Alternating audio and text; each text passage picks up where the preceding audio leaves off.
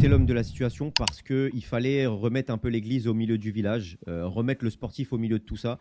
Et qu'on aime ou qu'on n'aime pas son style de jeu, moi par exemple, je l'ai dit quand il est arrivé, j'étais pas forcément grand fervent de Luis Enrique et partisan de son jeu, surtout quand on a vu la Roja forcément avec les 1000 passes et l'élimination au bout. Maintenant, quand tu pars dans un nouveau projet avec l'envie de remettre le sportif avant tout, l'envie de te séparer de joueurs qui ont été mis au-dessus du club par leur faute aussi, hein. On peut reprocher beaucoup de choses à Neymar, Mbappé et autres, mais nos dirigeants et surtout Nasser Al-Khelaifi, ils sont évidemment pour quelque chose. Quand tu repars sur une nouvelle page, une nouvelle feuille, je pense que c'est intéressant d'avoir un entraîneur qui a une vraie patte, un vrai style de jeu. Maintenant, ce qu'il va falloir aussi dans les années futures, que ce soit l'homme de la situation ou pas aujourd'hui ou demain, ça va être faire perdurer ça.